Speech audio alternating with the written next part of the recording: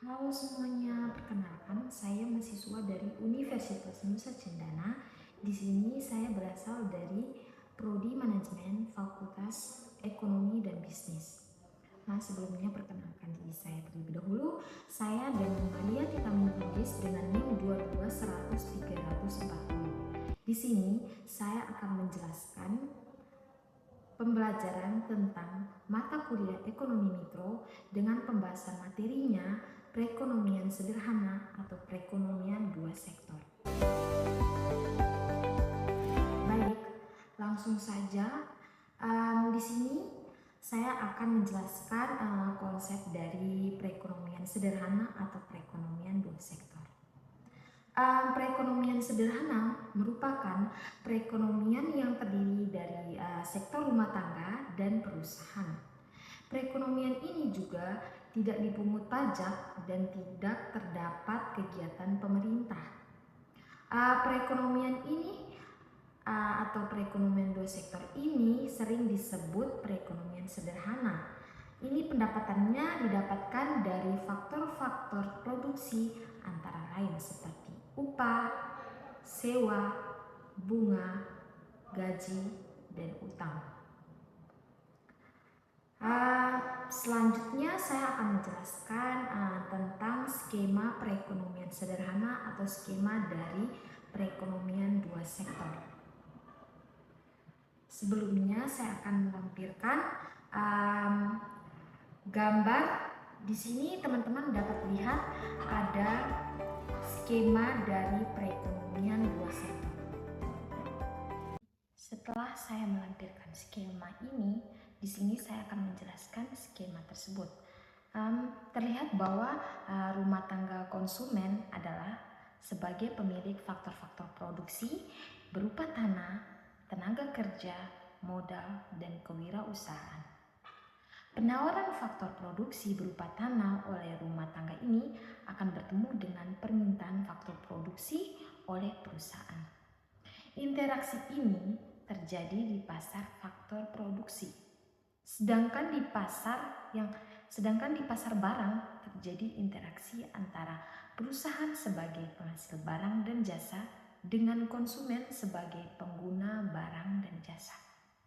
Sehingga di sini terjadi hubungan saling menguntungkan satu sama lain. Dalam diagram juga terlihat arus aliran uang dari masing-masing rumah tangga.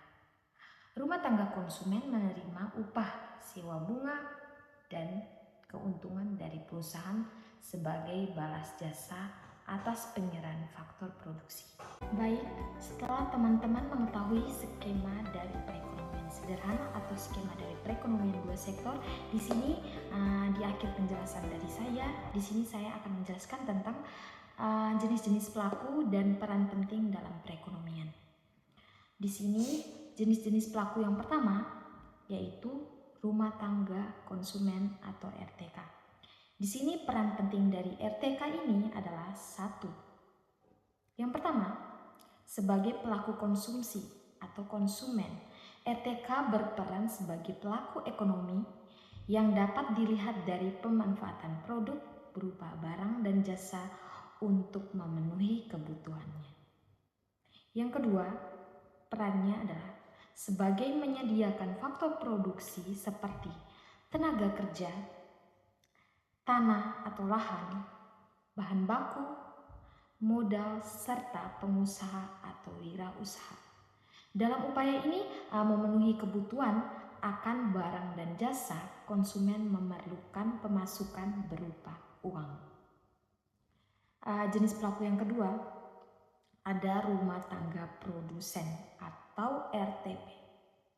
Di sini perannya adalah yang pertama, memproduksi barang dan jasa. Setelah diproduksi, barang dan jasa yang dihasilkan didistribusikan kepada konsumen sehingga dapat dengan mudah dibeli apapun yang dikonsumsi.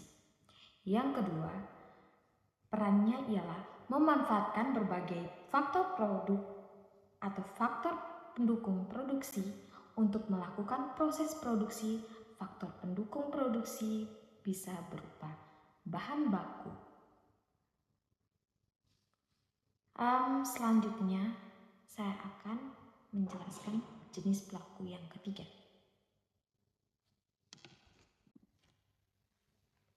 Peran yang ketiga dari rumah tangga produsen ialah bertanggung jawab atas keselamatan tenaga kerja sekaligus menjamin hari tua atau pensiunan karyawan. Hal ini dapat terrealisasi dengan cara memberikan UMK dan mengikuti serta setiap kegiatan karyawan dengan program BPJS. Jenis pelaku yang ketiga adalah rumah tangga pemerintah atau RTH. Pemerintah sebagai konsumen, perannya yaitu pemerintah tentunya juga membutuhkan jasa atau barang yang dihasilkan oleh suatu perusahaan. Di sini sebagai contoh, di dalam sebuah gedung pemerintahan, pemerintah membutuhkan lemari, meja, dan lain-lain sebagainya. Pemerintah juga berperan sebagai pengendalian kegiatan perekonomian melalui berbagai kebijakan ekonomi untuk memakmurkan rakyat. Jenis pelaku yang keempat atau jenis pelaku yang terakhir adalah rumah tangga luar negeri atau RTLN. Rumah tangga luar negeri ini berperan untuk memenuhi kebutuhan dalam negeri. Terkadang suatu negara memerlukan kerjasama dengan pihak asing.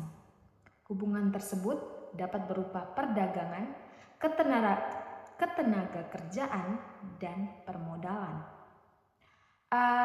Di sini di dalam rumah tangga luar negeri, pertukaran tenaga kerja Indonesia telah mengirimkan tenaga kerja ke luar negeri.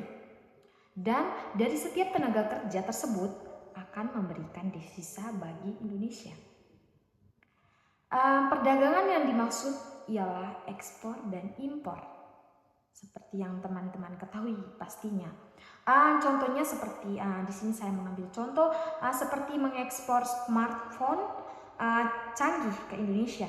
Kedua belah pihak, baik Indonesia atau Cina, memerlukan tambahan devisa dari kegiatan perdagangan tersebut. Itu adalah contoh konkret yang dapat saya jelaskan dari jenis pelaku dari rumah tangga luar negeri. Oke, baik teman-teman, sekian pembahasan dari saya tentang materi tentang perekonomian sederhana atau perekonomian dua sektor dalam mempelajari mata kuliah ekonomi makro. Semoga apa yang saya jelaskan, apa yang saya bahas dapat dimengerti oleh teman-teman maupun orang-orang di luar sana. Di sini saya ingin menjelaskan bahwa tujuan saya membuat video pembahasan materi ini adalah tugas dari ujian tengah semester saya, ialah UTS dengan mata kuliah ekonomi makro. Sekian pembahasan dari saya ucapkan terima kasih.